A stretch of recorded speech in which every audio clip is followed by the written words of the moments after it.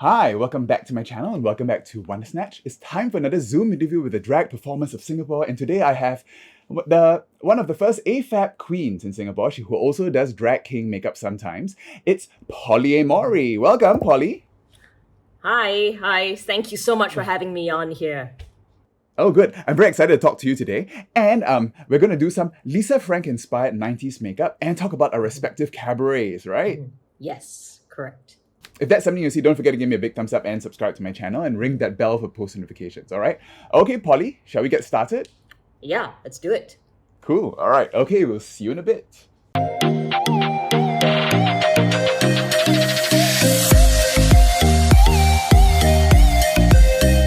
All right, we're back. Brows are blocked and everything, and we're ready to get started. Yeah. So, what's your concept for today's makeup, Polly? So I had suggested a Lisa Frank / 90s type makeup. I am not entirely sure what Lisa Frank and 90s means, but I was very inspired by Lisa Frank as a kid, and I think the color palette aesthetic really inspires a lot of my drag. Yeah, so I just want to see what we're going to do. It's not going to be authentic 90s by any means, I'll just say. But I hope to capture, I don't know. Yeah, I think mine's not very 90s also. I think mine's gonna turn out to be more Lisa Frank 80s. Yes. So, other than Lisa Frank, what are your other inspirations? You seem to be a very colorful queen. I always see you in like this very almost kabuki-like pastels and neons and everything. So what inspires your drag? I don't know. I think as you mentioned, you're right. I really like bright colors. I think when I first started drag, I started being a drag king. Because I never thought I would ever really be comfortable looking feminine on stage. And so it's interesting because my drag is sort of like maybe an ironic expression of like femininity, of like sort of taking it to extremes. I'm not really very invested in looking conventionally feminine, conventionally attractive. So I really like the idea of just like playing with what I guess femininity can be. In a weird way, it's like, sort of like embracing childishness, girly stuff, just like looking kind of ridiculous, but also like really joyful, I guess. When did you start drag? I mean, you mentioned you started doing drag as a drag king, and I did see a couple of articles online on Her World about you being a drag king and everything. So your drag king persona was Aloysius D, right? And how did that come about? Why did you decide to start doing that? Yeah, so that was, again, thanks to actually Becca DeBus, the drag queen Becca DeBus. I started actually in a burlesque troupe that she started back in 2016. Which sounds like a very long time ago. She did a This was before Riot. Before Riot? No, I think Riot already started. This was actually for the M1 Fringe Festival of 2017. My partner at the time was also like really interested in like queer burlesque, and she told me about this call out that Becca had to start like a sort of political burlesque troupe. And that would be as part of the M1 Fringe Festival. The theme of that year was skin. And so the idea was, we pitched it to the Fringe Festival. They accepted it. I entered the call out. I got selected. My partner got selected. And I knew that I wanted to do burlesque, but I was never really comfortable. I think the idea of stripping, like, while looking like a woman. And so I was like, I want to do burlesque, but as a drag king. That's literally kind of where I got my start in makeup at the age of, let's say 29, 30. Who was your partner at the time? Is he or she still doing drag? She doesn't do drag, not at the moment. Her name was her burlesque name was Toralina Perverse. She did this amazing, where she basically did a reverse mermaid striptease, where she wore a giant fish mask that she made herself and went from mermaid to a fish with legs. Went from a fish to a fish with legs. It seems like drag has stuck with you, but not with her. More because I think drag is, again, very time consuming, very expensive. And I think not everyone like has the means or resources necessarily, but I'm very grateful that I was able to keep doing it. So fast forward, I was a drag king, and then we got invited to do to be part of a, I guess, a cast of like, performers for this new lounge called Lulu's Lounge, and they asked for like some burlesque performers. So I was one of them who started performing there semi-regularly. And I think that was sort of like the moment where I realized that unfortunately it just wasn't as, what's the word, lucrative to be a drag king and perform and want to get regular gigs in like a conventional straight bar. So you mean that people did not really gravitate towards hiring a drag king? Not exactly, but I think like it would have been possible, definitely have been possible, but I think it would just have been a lot more difficult to sort of sell that. And I think I wasn't skilled. I at that time wasn't quite skilled enough to really pull off doing a drag king stuff. Like I think it's not impossible, but I realized, like I think we all realized that it would be easier if I was like a feminine persona. It would be a lot easier to like get people's attention in a bar like full of like drunk straight people. So that's kind of where I made the transition to. And also you don't have to bind your chest. Yes. Said I could sell my chest. Yes. Like literally I learned like feminine burlesque like from Becca and this other amazing like burlesque performer, part of our troupe. His name was Al Rahan. And this sort of did a crash course in like moving in a feminine manner, which at first didn't really come naturally, and then I realized I almost found it more fun to play with than masculine femininity. Than masculine stuff and masculinity. So that was interesting. And so that's kind of how it became like Polly. I always liked the name Polly A Maury as like a drag name. So I was like adopted it. Part burlesque, part drag. I think for me the boundaries are very blurred. So at first I was really just known as Aloysius in the lounge, in the bar. But later on I adopted the name Polly. And how long have you been Polly? How long have you been playing with Polly? So saying the first time I really performed as Polly, it was at this thing called Crystal Ball, either 2017 or 2018. I want to say 2018. So that's when I first used the name Polly, and I took part in a lip sync competition where I had a great time. Although I think I got the lowest score. Oh no. Yeah. And someone later on told me, did not know it was me, said, did you catch that cis girl performing? It was so embarrassing. I think cis girls should not I think cis girls should not be allowed to perform. They said that right to you? Yeah, but they did not know it was me. They thought it was someone else. Oh, and that was like how good my my makeup was, like disguise was, I guess. That's quite an awful thing to say. Do you get that a lot still? Yeah, not to my face. I mean, I pointed out that to them that one of the best performers at Riot, who's this amazing bio queen called Gestation. I mentioned that she was I haven't seen her in a while. Yeah. But you remember her, right? I remember her definitely. So she was amazing. Yeah. So funny. So I told that person, I was like, well, Gestation is a cis woman, and they were completely baffled. They were like, what? No, it can't be a bio queen.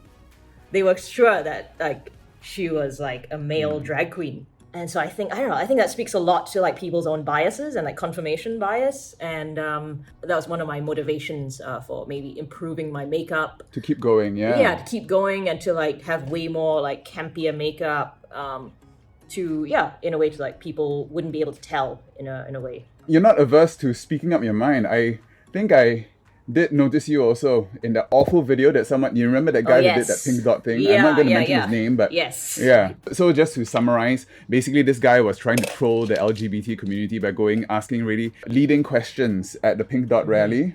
And of course, unfortunately, they picked you, and you obviously did not have patience to tolerate his nonsense. How did that feel at the time? And do you get that a lot? Not exactly. Let's say, I will say, I have been well prepared. I feel like by many hours on Twitter, smacking down people. I've also been very prepared by being a tuition teacher, teaching young children and teenagers. That has really helped. I think that just kind of prepared me to like do a comeback, because I kind of knew where his line of questioning was going. The context, I think, was that I had, again, just come out of like Central Mall, like in drag, that I could see all these aunties who are like staring at me, taking pictures of me secretly on their phones, doing the thing where they're like taking a selfie, but actually they're not, but they're zooming in on me. Pretending, yeah. And so I knew it was inevitable. But then this guy comes up to me when I'm looking for my friend, and I'm like, oh, finally, like some random person with the balls. At first, I didn't think that it was going to be bad. I knew there was a chance it could be bad. I think the fucked up thing was that I tried to look him up. I was like, what's your name? Can I find out who you are on YouTube? And he was just kind of like, he just kind of laughed it off. And he was like, oh, you're trying to track me down, is it? Ha ha ha. Oh, you don't have to. Red flag. Yeah. I should have known it was a red flag. And then after that, I was kind of like, okay, fine, I won't look you up then. So like very quickly, he was like, what are your pronouns? And then he asked, I think his second question, I don't remember what it was. That was like my red flag. It was just very, very boring questions that we've heard like 1,000 times from trolls, from like thousands transphobes. Yeah. And also I do stand-up comedy out of drag. So it's like, unfortunately, there is transphobia in the community. So I've heard all these jokes before. So I kind of unoriginal, and basically just kind of like the 4chan talking points. Yeah. That's like been used since like 2010, say 2015. Yeah, really not very interesting. So I knew like where he was going with the stuff. What other challenges you think there are for bio queens here? What can you name a few other bio queens other than you and gestation in Singapore? At the moment, no. I guess like bio queen is also a weird term because I feel like AFAB drag performer. Yeah, AFAB. I guess there's Lychee Bai, who is really amazing. Who does more burlesque and everything, right? Yeah. Does like also like mix of burlesque and drag. There's also someone called like Cervixia, who was part of Lychee Bai's like cabaret, AFAB cabaret. Basically, other people in like Lychee Bai's cabaret is someone called T-Ramp, who's sort of like burlesque. Bio queen does like burlesque on roller skates. And I've definitely had a lot of like people come up to me and say they want to be a bio queen, and they just like need to they can't figure out like how to start. Like, how are you getting on with your makeup? It's okay. As you can see, I'm painting myself completely in pastels and neons. I don't know where I'm going with this. It's like, for my makeup, I mean, for the last few months, because I've been doing so many shows and everything, I've just been basically going to a regular pretty girl look, and I think this is a chance for me to just go crazy and finally use some of these, because I really like this kind of this kind of makeup as well, but I never really get a chance to do it. That's awesome. I'm glad I could help in a way. How about you? Where are you going? You seem packing on the color. I do not know either.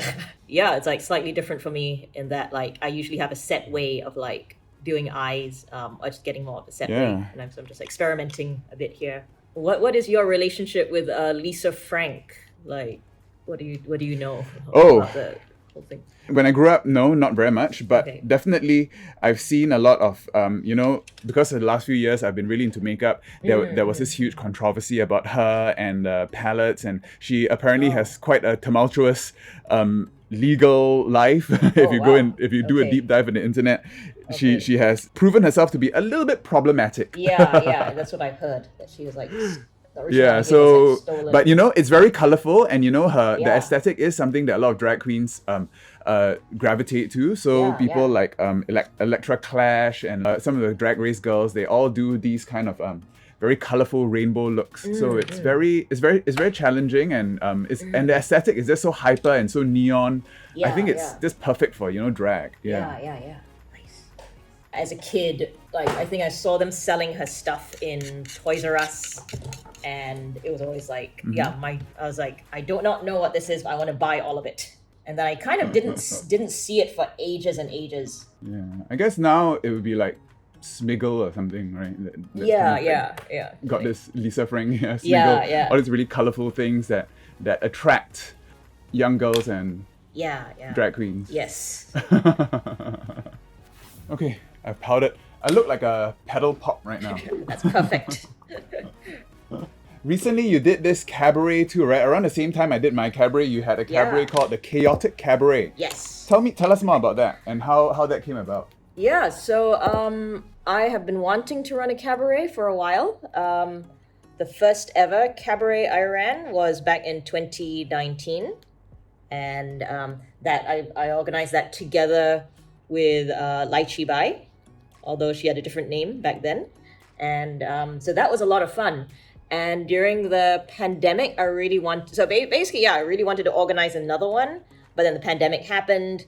So for a while, I was thinking like maybe I should run another, like one online. But then I was like, nah, that's like wait till like we actually have like a stage, and like online cabarets can be great, but there's always something missing, I feel. And so I think to go back even further, I think maybe one of the inspirations was that I took part in this competition called Drag Wars back in 2019, and that was like huge drag queen competition. Really fun, really stressful, really intense. And that was as Polly or as Aloysius? That was as Polly, yeah. That was kind of like where Polly kind of was born in a way. And after the competition, I was like, wow, there's all this like incredible talent in Singapore, and like they're amazing people, amazing performers. Not everyone is going to be able to like get a chance to perform, because again, like I think the drag scene in Singapore, like we definitely prioritize certain types of drag, I think, which I think, I mean, the scene is great, but I think very much it's like we want performers for like parties, for clubs. And I was like, I want to, create a stage where people can kind of like do other things. And I know people from different types of performances. I also run poetry and comedy nights. I was like, what if you just bring all these people together? And like back then I was also like, what if I brought the burlesque people together as well? But again, that was always easier said than done, because it's like venues are really hard to come by, and not everyone has like the connections. It's quite intimidating to organize a thing. But I think for me, because I already had experience in organizing stand-up and poetry stuff, I was like, I know the basics of what we need to do. We just apply that to drag. And so for me, it always was like, if I can do this for comedy and poetry, why can't I do this for other types of performance? So that kind of excited me a lot. And so when we finally got the go-ahead like from the projector, or when we finally linked up with the projector, we got the venue and the date. I was like, it's entirely possible. Let's do this.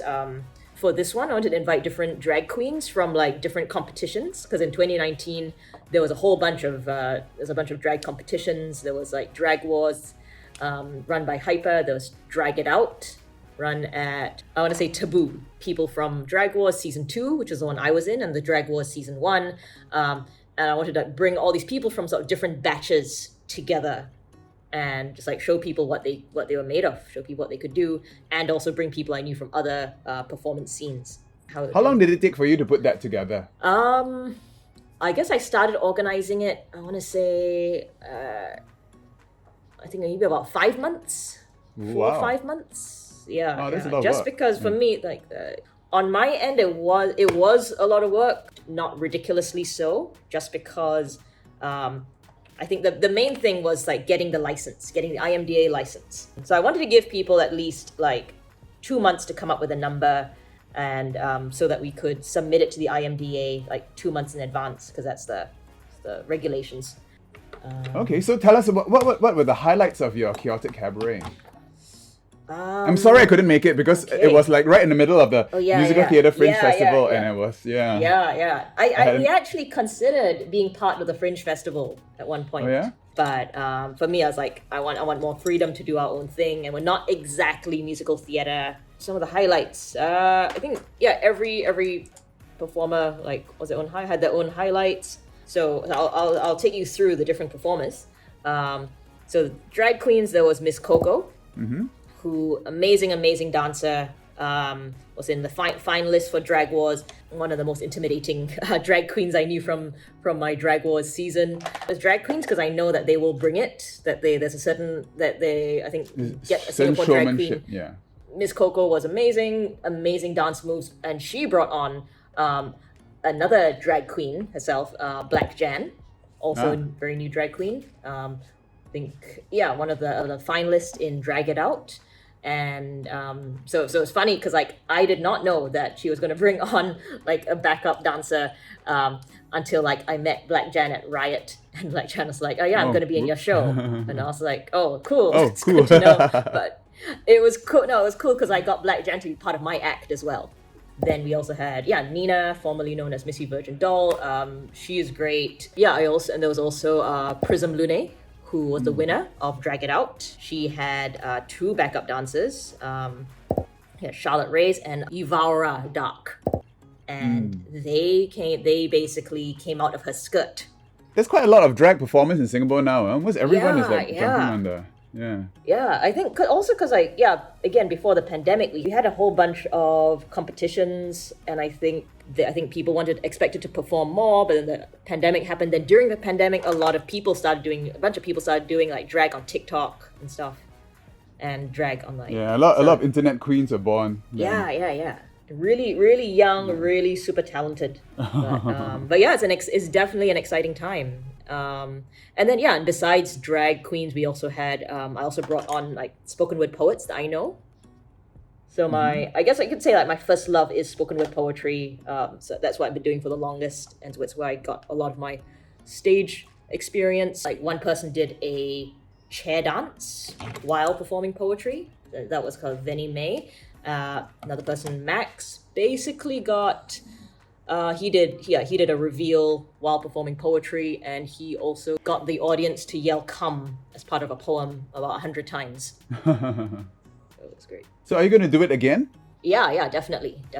When's your next chaotic cabaret? I really hope I can make it. Yeah. Probably, I'm still figuring it out. Probably like, I want to say January, maybe, or February next year.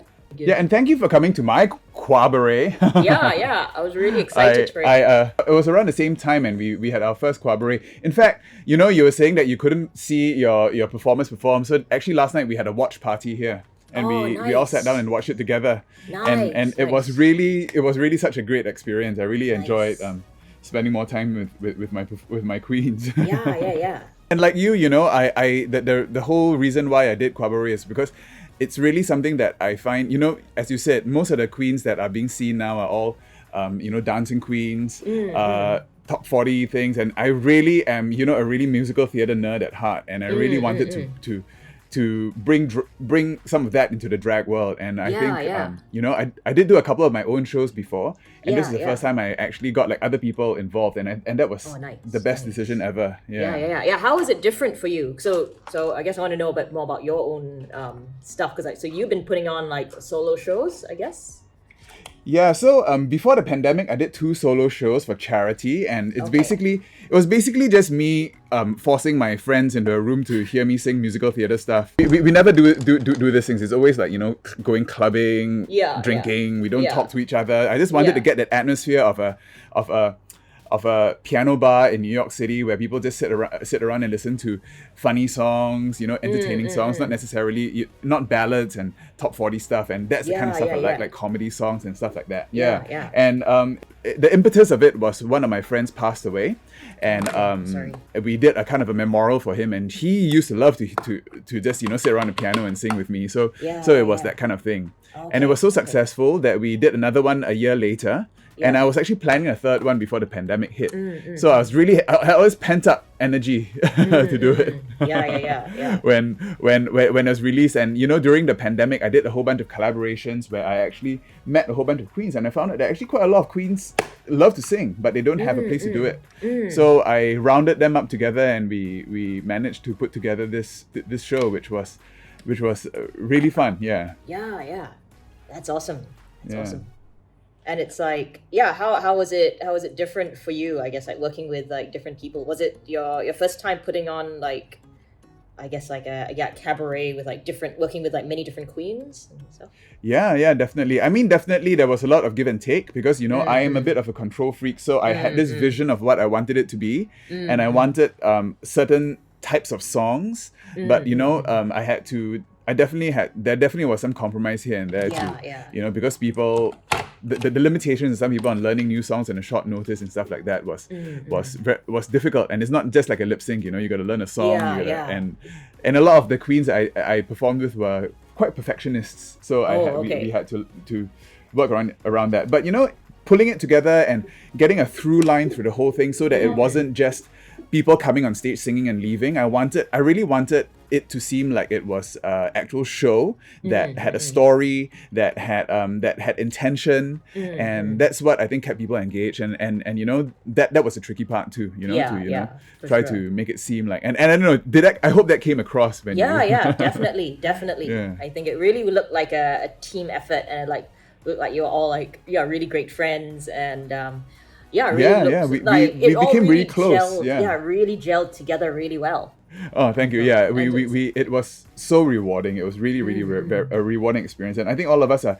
I mean, of course, me being crazy and extra. I'm doing it again in 2 weeks. Nice. I don't know whether you saw, but I'm doing it in 2 weeks. Yeah. So repeal yourself. Repeal yourself. You know, it's a pun for reveal yourself, but it's repeal yourself, and it's supposed to be. It's basically for repealing 377A, and this time I have a whole new cast of queens. Nice. So that's a bit stressful, but I think this is something I hope to do regularly also, to bring this kind of a piano bar feel to Singapore. Yeah. So I am always on the outlook for more performers who like to sing, or even, you know, for my Qabaret, I mean, I'm not going to I'm not limiting it to just singing. I think at some point maybe I would like to open it up to, as you said, like, you know, stand up and anything that uses the voice. So that's my that's my tagline. That's my gimmick. You know. Okay. It's where queer people have a voice.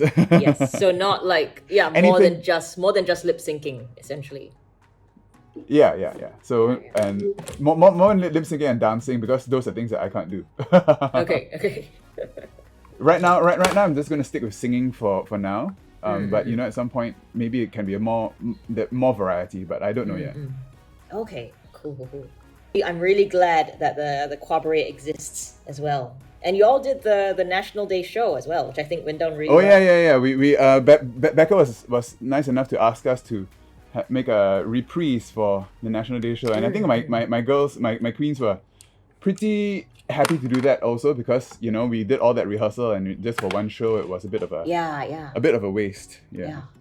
And I think also it's just like very different environment as well. It was like it was a completely different feel. But and also it was great to like meet all the different performers as well, and like know that they, I think, all had very different stories, like came from different places and stuff. Yeah. So there's a bit of storytelling and stand-up that I was encouraging each of them to do. I really wanted to encourage them to let the audience know them a bit more, you know, rather than just popping on stage and leaving and no one really knows who you are. Yeah. And I think was that like something people had to learn, do you feel? I think it came quite naturally to some of them, because I did lead by example. In fact, you know what I did at the beginning of rehearsals and everything, I actually gave them a worksheet. I had like kind of a Mad Libs thing where I asked them all to fill in these questions to help them think about, you know, to get them to think of it, you know. Maybe I should start a course or something, but it was it was like, you know, I got them to write things about why they did drag, to remember the first time in drag, what drag means to them and stuff like that. I wanted an intention for every single thing we did, not just, you know, I want to sing a song because my voice sounds pretty or something like that. I didn't want to. I didn't want that. Yeah. And that really came through as well, I think, because everyone told the story of like why I chose this song, why I chose that song. But now for my next one, we don't have the luxury of time for that, so it might be a little bit less.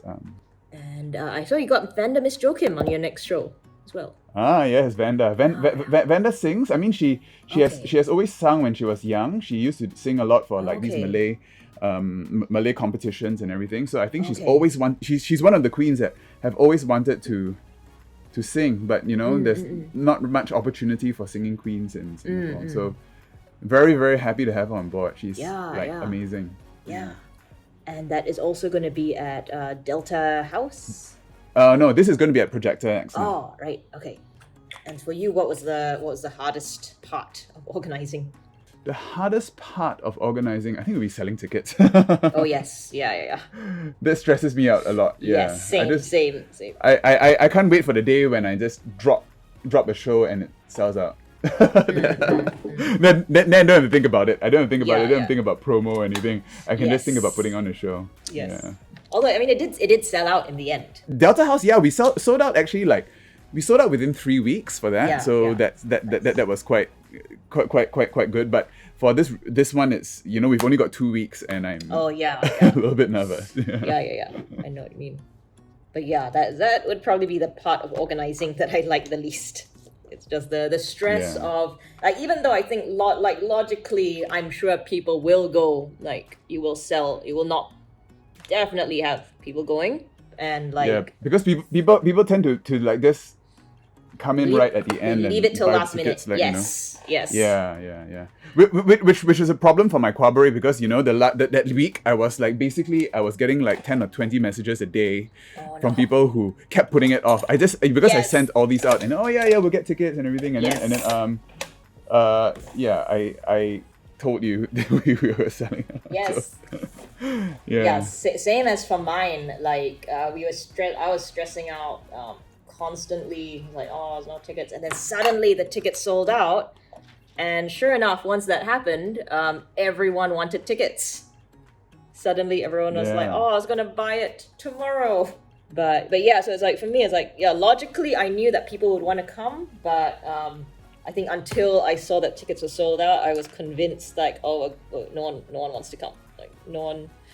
Yeah, gonna come. I have to tell myself that also for Repeal Yourself. I have a feeling that a lot of people do want to come, but people are like, oh, I'll get a group together. The group chat, no one's responding, so we just put it off for a couple of weeks. Yeah. Yeah. Okay, so I'm painting on my leopard spots now, and this is probably going to be one of those days where I have like tons of brushes to clean. Perfect. All yeah, these you rainbow have- looks. So when is Polly's next appearance?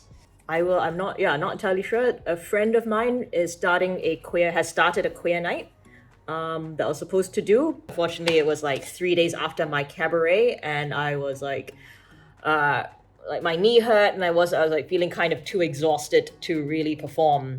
It was one of those things, like in theory, I could do it. So what's this other queer? Yes, Cult Cafe, and it's run by a collective called Orbit. Really young crowd would still like to perform at the next one, and that will happen at some point. And yeah, so just like look out for me there. What do you think about the drag scene in Singapore now? I mean, it seems like really quite hot, huh? There's so many things going on. I mean, I just scroll through Instagram, there are like so many drag shows, there's drag brunches here and there. Yes, it's new drag nights. I think a lot of people, are still like. I think there was a point. We forget there's a point in the pandemic, or when we are all under lockdown, when we were like wondering if drag would ever come back. Yeah. Or like when it would come back, if ever. And I think now it's like come back with a vengeance, and I think everyone is like, taking chances and using the chance to just do more exciting stuff. Yeah, and I think the audience is really hungry for more live performance too. Yeah, for sure. Yeah, again, people are like, just seizing any opportunity they can. There's lots of new venues as well. 'Cause I think, again, a lot of venues shut down during the pandemic, which was very sad. But I think, a lot of people are opening up new places. A lot of venues, I think, are almost becoming even more open to drag and to bringing people in, which is, very exciting. Other than Lisa Frank, what are your other drag inspirations? Do you have any other queens or kings that really inspire your drag? It's like way too many to list. Okay, off the top of my head, there is a AFAB queen called Bambi Ballgag. Oh wow, never heard of her. Where's she from? So I think she's American. Yeah, so a lot of my looks are very inspired by her, and also like out of drag, like they're basically a butch lesbian, which is also very inspiring. There is a sort of burlesque AFAB queen in the UK called Lily Snatch Dragon. I've heard of her. Yeah, She I've heard of is her. like, she's awesome. There's also there's a drag king in the UK called Chio. Chio, I like her too. She's very she's very outspoken. Him. Sorry. He's very outspoken. He's Yes. I've seen him talk a lot on with what's that queen who always interviews the girls off Drag Race UK. I like him too. I really love. Yeah, it's a lot of like Hollow Eve. Hollow Eve. Oh wow, Holly from Dragon really Age. love- She was Yes. really my favorite. Yeah, She's so yeah. daring. I mean, all the stuff she does with all the piercings and everything. Yes. Would you ever do that? It depended if I was trained in it. I don't know about. I would not do piercings because I'm not a huge fan of needles. But if I had a chance to learn in a safe environment, I would definitely give it a go and see how it felt. There is an amazing drag king in the U.S. called Wang Newton. And so his whole shtick is like, again, I feel like, it's like basically a creepy Chinese uncle. Oh wow! It's his whole shtick in like a cheap suit, with like it's like, I guess it could be controversial because he does like a bad Asian accent, but I think it's a lot to make white people uncomfortable. So he started a whole like this really cool like Instagram group for like Asian drag kings. Also a huge fan of Victoria Scone. I hear she's going to be in Canada versus the World. Oh wow, nice. Yeah, she's going to be on TV soon again. Yeah, she should be. Do you keep up with Drag Race? I do not. Occasionally I will. Like I'm very tempted to look at like I watched. I go through periods. Like if there's a queen I really like, I will watch it. Like I saw the Drag Race Thailand with Vanda. That was awesome. I've seen certain seasons of Drag Race. I think that now there's like so many that I've fallen off. It's too tiring to watch. Okay, there's a drag king, although he doesn't do it as much, called Hugo Girl. Oh, I think I've heard of her. From New Zealand. Yeah, him again. Yeah. Him. So it's funny I'm because... sorry, I'm messing up all the pronouns. No, it's but fine, but when I did my drag king makeup, I was actually following a lot of Hugo Girl's stuff. Yes, yeah.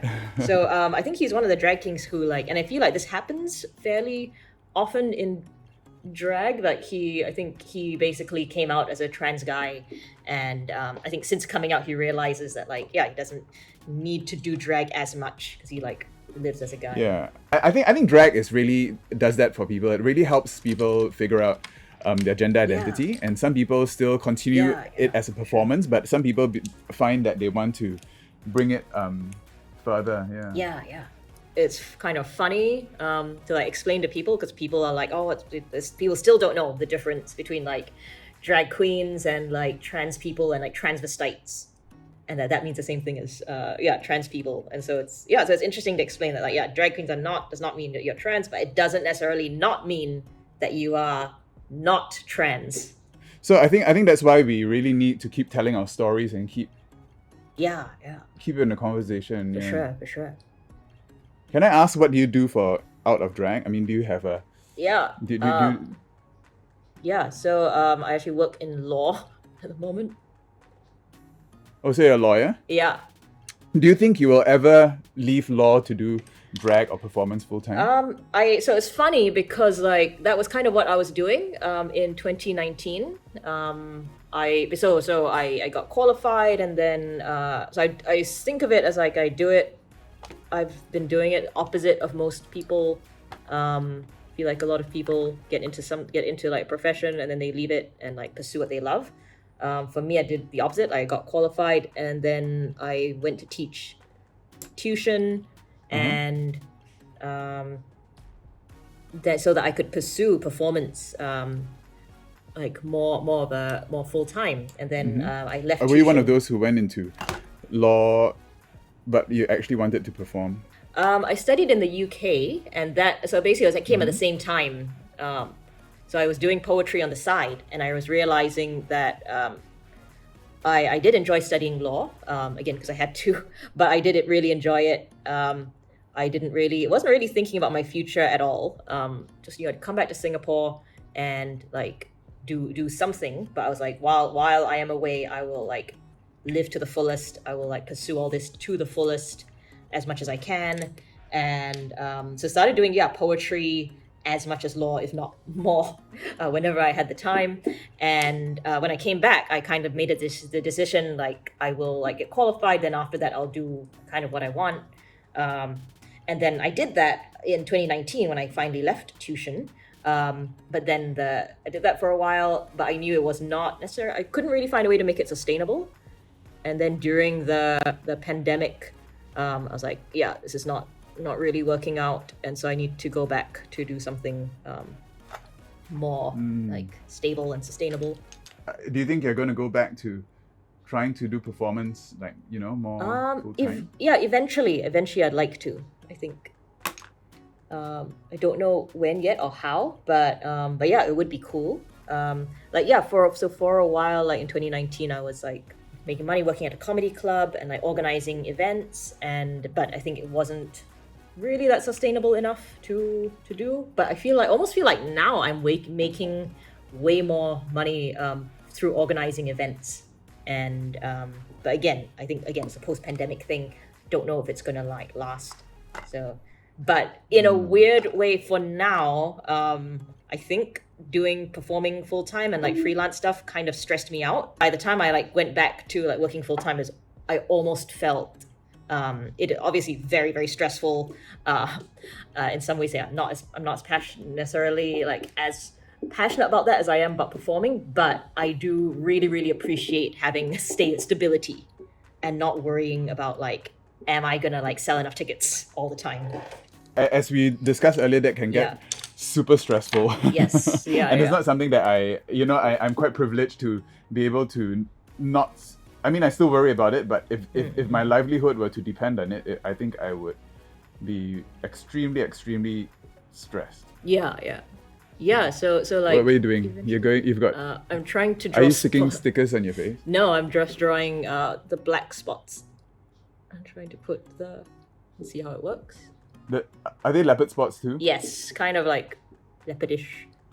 This is going to take a while. Okay, I think we're almost done. Why don't we do our finishing touches off, and then we'll join back at the end, all right? Okay, great.